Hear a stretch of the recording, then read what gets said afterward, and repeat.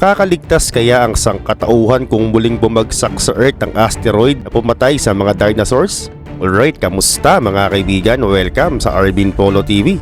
66 million years ago, naganap ang pinakamatinding araw sa kasaysayan ng mundo. May isang pamatay na asteroid na galing sa katimugan ang tatama sa Earth sa bilis ng 3 ulit na sa bilis ng isang bala.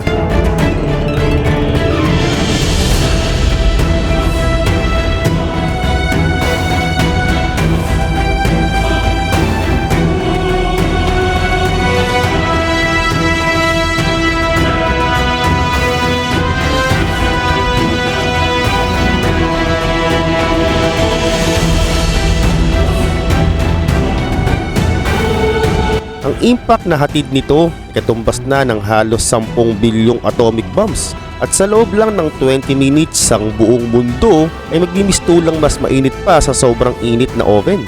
Magsisibagsakan sa Earth ang mga mainit na debris dahilan ang resulta nito ay pandaigdigang wildfires. Dahil sa pagbagsak ng malahalimaw na asteroid ay magkakaroon po dito ng napakalakas na mga lindol na magti-trigger sa mga bulkan na magsisabog. Dahilan babalutin ng mga lava ang halos buong Western India. Ang pinaka-final blow ay galing sa isang napakalaking ulap na punong-puno ng alikabok at babalutin nga nito ang buong mundo. At dahil din dito hindi makakatikim ng nikatiting na liwanag galing araw ang mundo sa loob ng halos 15 years.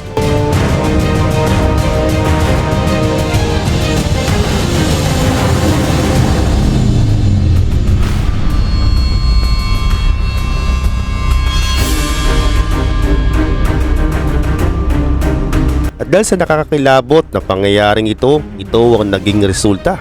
Halos buong kalupaan, buong kagubatan ay magiging frozen. At ang aftermath nito ay halos 75% ng buong species sa mundo ay mag-e-extinct.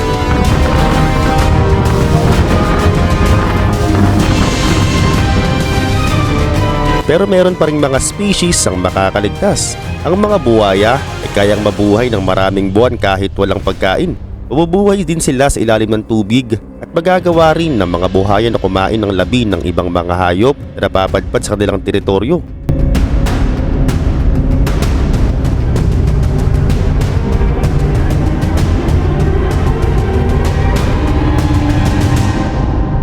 Ang mga ibon na may mga ngipin ay kasama sa mga mag-e-extinct. Pero yung mga ibon naman na may mga tuka ay kayang mabuhay dahil makakain sila ng mga buto at iba pang mga grains sa lupa para makasurvive. Sa kabila nito, yung maliliit na mga mammal ancestors naman ay makakasurvive sila sa pamamagitan ng pagtatago nila sa mga makikitid, masisikip at madidilim na lugar.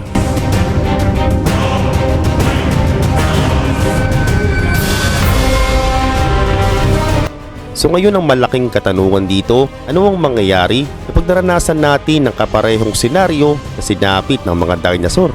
Paano kaya kung ang parehas na asteroid ay bumagsak ulit sa Earth sa parehong lugar at sa parehong anggulo? May magagawa ba tayo? Magtatago na lang ba tayo sa ilalim ng lupa? Gaano ba kalaki ang chance na makasurvive tayo dito? O di naman kaya, mangyayari rin kaya sa atin ang mapait na dinanas ng mga dinosaurs? At yan ang ipapaliwanag sa atin ni Marco.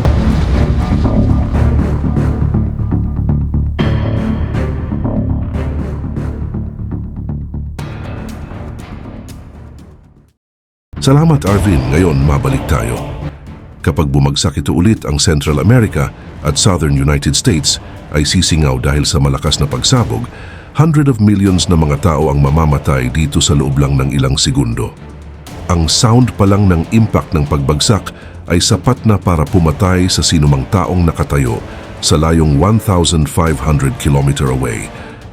At sa loob lang ng ilang minuto tatama na sa atin ang magnitude 9 to 11 na lindol at babaluktutin nito ang mundo at ito na ang pinakamalakas na lindol sa kasaysayan ng sangkatauhan at dahil sa lindol magkakaroon ng 100-meter tall na tsunami at buburahin nito ang 100 kilometers na baybayin.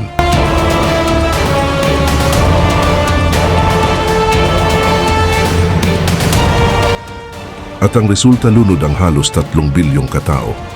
At dahil din sa pagbagsak, milyong debris ang babagsak sa United States at milyong tao ang mapipinsala nito.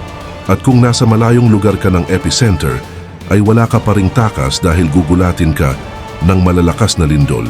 At dapat maging maagap ka at magtago ka na agad sa bunker mo. Merong millions ng fallout shelters sa iba't ibang panig ng mundo. Sa Switzerland pa nga lang ay meron ng 100,000. Pero sad to say, tila konti lang ang may ganito sa Pilipinas. At bukod pa meron ding underground city sa Dirinkuyu sa Turkey at Nushabad sa Iran. At safe dito ang halos milyong tao kung sakali. Bukod dito, meron din namang mga minahan at mga subways sa iba't ibang bansa na nakalocate sa ilalim ng lupa. At aasahan na bilyong tao ang magsisiksikan dito para lamang mabuhay. At ipagpalagay na natin na hindi lahat ay nawasak sa matinding lindol. Oo, tama ka, meron kasing mga shelters na dinisenyo talaga na makatagal sa loob ng buwan at miski taon kahit na may fallout debris sa labas. Sa kabila nito, heto pa ang matindi. Taon pong uulan ng mga umaapoy na debris at acid rain sa mundo matapos ang impact, dahilan lahat ng open activity ay magiging nakakamatay sa mahabang panahon.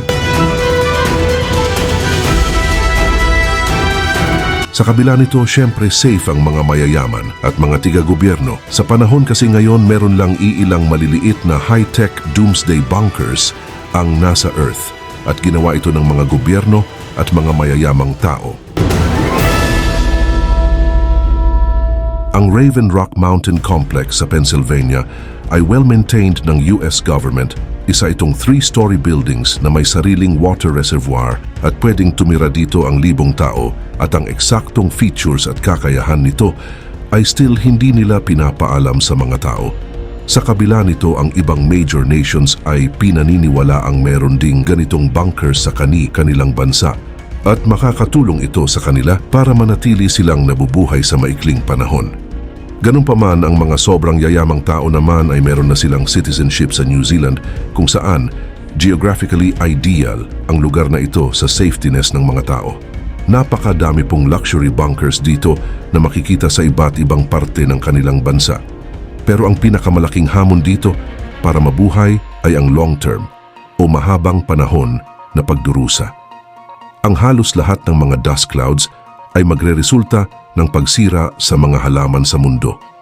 Sa kalaunan, magkakaubusan ng pagkain at ang halos lahat ng fresh water sa mundo ay makukontaminate dahil sa mga poison rain na patuloy na bumabagsak.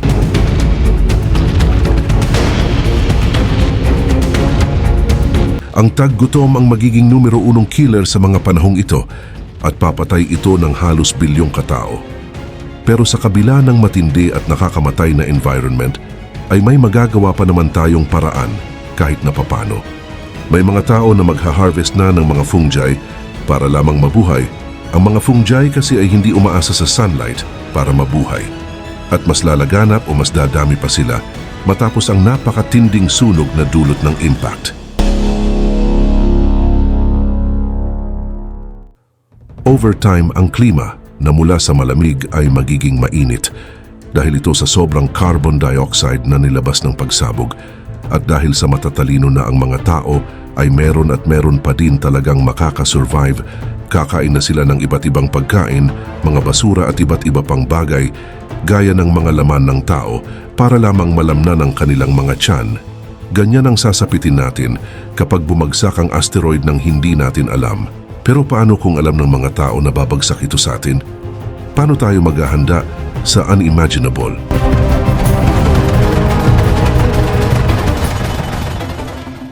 Noong September 2022, ang NASA DART satellite ay binangga ang isang maliit na asteroid 11 million kilometers away. Ang impact ay nagtagumpay dahilan pinabagal nito ang orbit ng asteroid ng halos 32 minutes. Sa kabila nito, ang parehas na Hubble at James Webb Space Telescope ay nakunan pa ng litrato ang mga debris na tumilapon ng banggay nito ng DART satellite.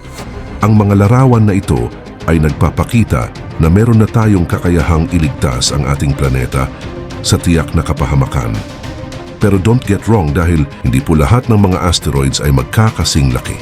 Ang asteroid na pinatamaan ng NASA ay wala pa po sa 1/4 ng sukat ng asteroid na pumatay sa mga dinosaurs. Ang asteroid na pumatay sa mga dinosaurs ay may sukat po na 10 kilometers at kung ihahambing kasing laki po ito ng Mount Everest. At ang pagwasak o pagharang sa ganitong kalaking asteroid ay napaka-imposibleng mangyari. At kung sakali man na muli itong patamaan ng NASA, ay magpipira-piraso lang ito. At ang resulta, babagsak din ito sa Earth ng sabay-sabay. Pwede naman na patamaan lang ito sa bandang gilid para lumihis ito ng orbit at hindi tumama sa atin. Sa kabila nito, meron pa namang mas safe na methods. Maraming nagmumungkahi na tirahin ito ng mga lasers para mabago ang trajectory nito. May mga nagsasabi naman na lagyan ito ng isang malaking solar sail at saka hilahin ito sa ibang orbit. At sa kabutihang palad, ang mga astronomers ay namap na nila ang lahat ng mga malalaking asteroid na may sukat na lagpas 1 kilometer sa loob ng solar system natin. At wala sa mga ito ang tatama sa Earth sa mga lilipas na taon. At kung meron mang pumasok sa asteroid belt natin, ay makakapaghanda pa tayo ng maraming taon para dumepensa. Pero paano kung nagkamali ang NASA at may nakapasok na isang malaking asteroid? Wala tayong mga katalog sa mga asteroid sa labas ng ating solar system. Pwede silang biglang sumulpot na may taglay na kakaibang bilis na meron lamang little warning. At kahit na bagamat meron tayong taon o buwan ng preparation para dumepensa, ay kailangan pa din natin ng backup plan, the grand plan. Ang ating unang move ay mag-evacuate tayo o umalis tayo agad sa Yucatan Peninsula at sa mga area sa paligid nito dahil ito ang pinakababagsakan ng asteroid. Matapos niyan ay gumawa tayo agad ng series ng mga self-sustaining armored na bahay na kayang tumagal sa umuulan na meteorites at sa mga matitinding lindol. Ang mga kuweba ay pwede na din nating gawing mga underground cities na pinapagana ng mga nuclear reactors at dahil din dito masusustain niya ang mga vertical farms. Ang mga lugar gaya ng Iceland ay kaya nitong mag-provide ng geothermal heat.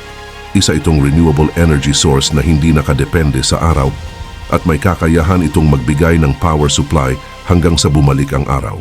Sa kabila nito, merong halos 20,000 kilometers ng subways sa buong mundo at pwede itong i-transform bilang mga tunnel cities na kayang magpatira ng halos bilyong tao. Ganun pa man, ang mga buto, livestock, data at mga natural resources ay napaka-critical o mahirap i-preserve. Kaya naman kailangan ito ilagay sa mga matitibay na vault at ilagay ito sa iba't ibang lugar sa mundo.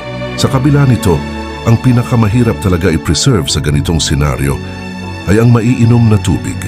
Para makapag-preserve tayo ng tubig na hindi kontaminado ng acid rain, kailangan natin ng napakalaking reservoir line na may materials ng acid resistant at saka takpan ito para hindi mapasukan ng mga mikrobyo. Para makapag-provide ng sapat na pagkain sa limitadong resources, kailangan ng mga tao na mag-iba ng pamamaraan ng agrikultura at ito ang tinatawag na algae farming. Sa katunayan, hindi ito ang main food na kakainin ng mga tao.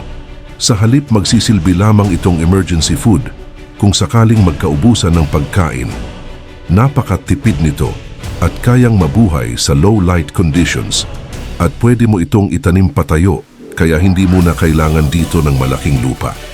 Isa itong taon ng paghahanda sa paparating na asteroids pero meron pang isa pang strange solution na dapat nating subukan. Lift off of Space Shuttle Atlantis. Mission to build, resupply, and to do research on the internet. At ito ang iwanan na natin ang mundo at magsimula tayo ulit ng buhay sa ibang planeta. At kung isa ka sa mga napiling umalis sa Earth, ay masasaksihan mo ang delubyo na dinadanas ng mga kalahi mong tao na naiwan sa Earth. At ito na ang magiging buhay mo sa ibang planeta.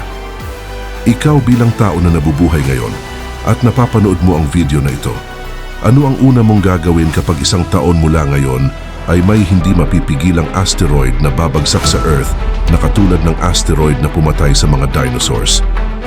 Ano ang una mong gagawin, kaibigan? Comment down below.